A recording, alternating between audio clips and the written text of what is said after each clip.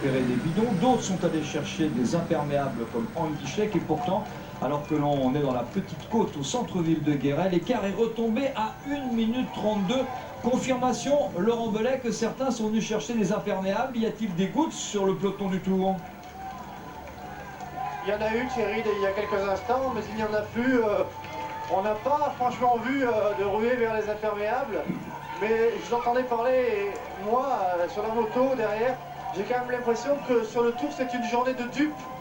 Pourquoi? Parce que si on regarde la composition de l'échappée, on s'aperçoit qu'il y a 3 coureurs de 3 équipes qui roulent. Ce sont 3 équipes qui étaient favorables au retrait des oreillettes, en l'occurrence Kiel, Shimano, Cofidis et les Françaises des Jeux. On a demandé à Ignatius d'arrêter de rouler, et derrière, eh bien, les coureurs ne font pas vraiment la course pour l'instant, comme pour rappeler que ce sont eux qui décident s'il y a une course ou pas. J'ai la sensation que ce peloton, eh bien, on s'est, pour ainsi dire, passé le mot, et qu'on ne veut pas pour l'instant montrer qu'on peut avoir du vélo plus spectaculaire sans oreillette. C'est en tous les cas l'impression que nous donne cette étape pour l'instant, où le peloton roule vraiment tranquillement et joue avec l'écart des échappées. Pour l'instant, c'est un peloton tranquille qui traverse Guéret. Il ne pleut plus. On ira voir, on va aller voir tout à l'heure un directeur sportif qui n'était pas favorable au retrait des oreillettes, pour en avoir le cœur net de cette histoire.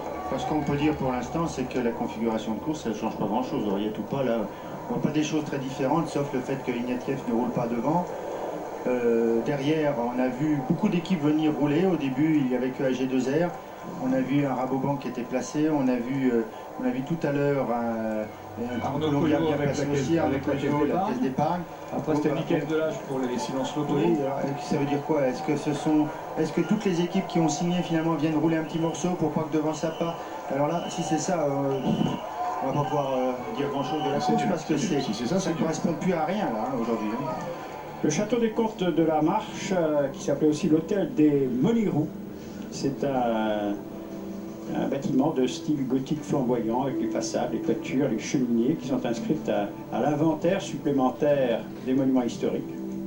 Vous voyez, les baies et les différents niveaux sont délicatement tourvis par de la pierre, une modénature de pierre. C'est aujourd'hui le siège du Conseil général de la Creuse.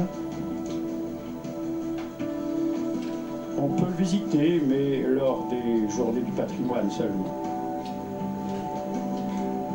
Alors pourquoi les Comtes de la Marche? Parce que la Marche était une province française comprenant le département de la Creuse, une partie de la Haute-Vienne, de l'Indre, de la Vienne et de la Charente. On dit château des Comtes de la Marche, mais aucun comte n'y a jamais résidé. Alors c'est pour l'essentiel du XVe, il a été édifié par Antoine Allard, le seigneur de Monirous, qui était